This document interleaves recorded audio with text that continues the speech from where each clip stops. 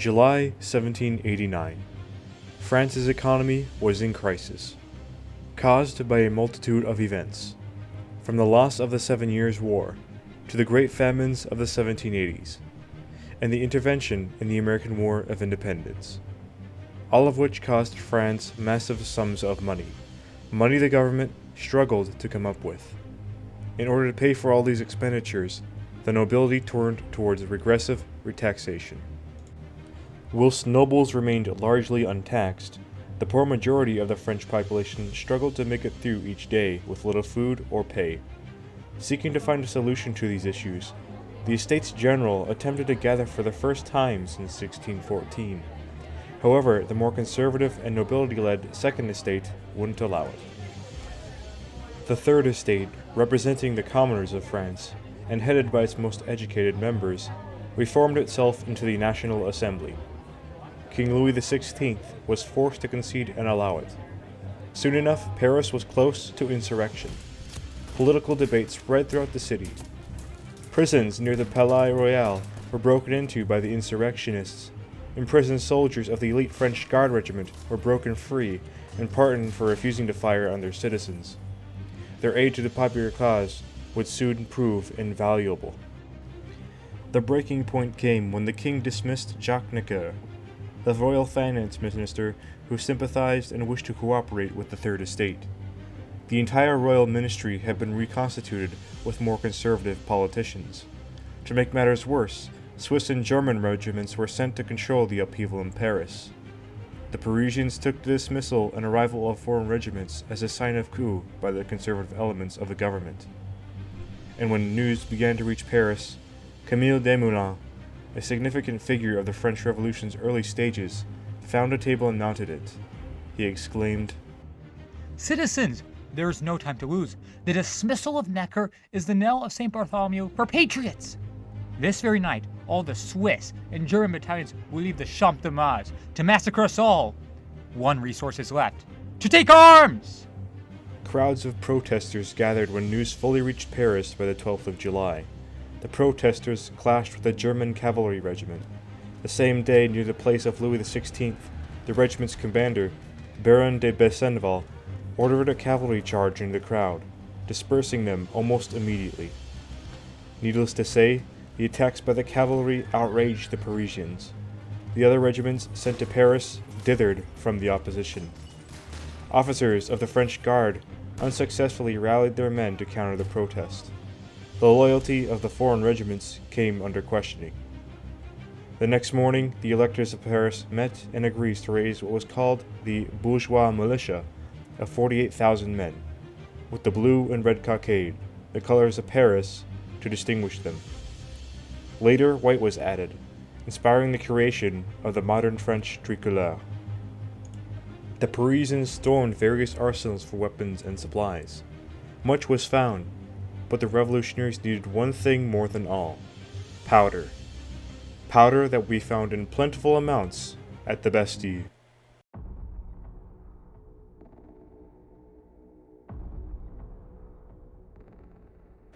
The fortress was garrisoned by 82 invalides, veteran soldiers deemed unfit for service. It was reinforced by 32 Swiss grenadiers from the regiment Sully-Samad. Its walls bristled with 18 8-pound cannon and 12 smaller guns. The Bastille was commanded by Governor Bernard Reine de Launay. On the 14th of July, 1789, outside its walls were around 954 to 1,000 revolutionaries, mostly locals, with some army deserters.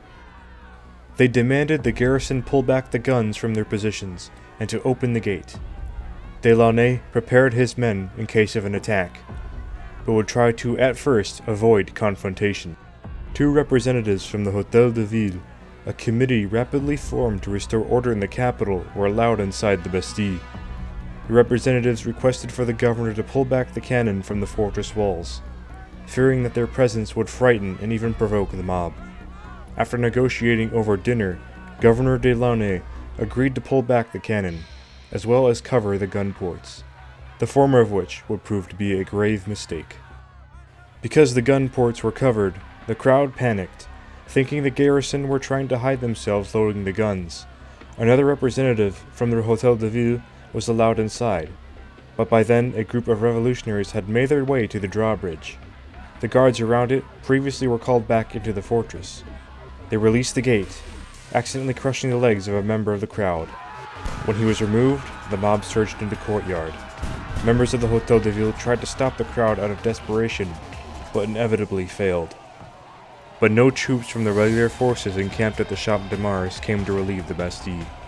Delaunay was short on food and water supply.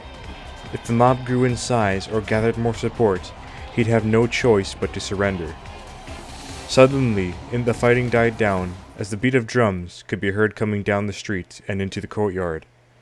61 of the French Guard regiment, including 2 cannon, not to relieve the garrison, but to support the revolutionaries.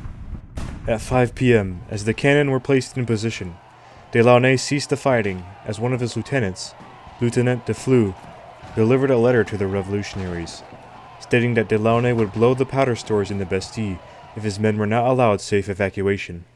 His demands were not met, and at 5:30 p.m., the gates were finally opened, and the crowd stormed and took over the Bastille entirely.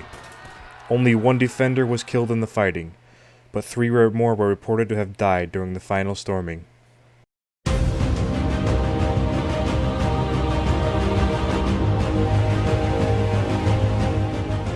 "90 attackers were killed in the fighting, and 73 more were injured. On the other side, only 1 defender was killed. The French Guard attempted to escort all the remaining defenders safely away from the Bastille, but some members of the mob took around 6 or 8 of them away, killing them. The governor would share the same fate, shouting, 'Enough! Let me die!' moments before being stabbed to death. His head was decapitated from his dead body, and proudly displayed on a pike. The king first learned of the storming only the next morning, being woken by the Duc de la Rochefoucauld. 'Is it a revolt?' asked the king. The duke replied, 'No, sire, it's not a revolt. It's a revolution.' The effects of the events of the 14th of July, 1789 were profound. Such an insurrection was unprecedented. The king and the royal army were forced to slowly back down to the demands of the people. The news of the successful insurgency spread rapidly throughout France, sparking a revolution that would not just change France or Europe, but the whole world.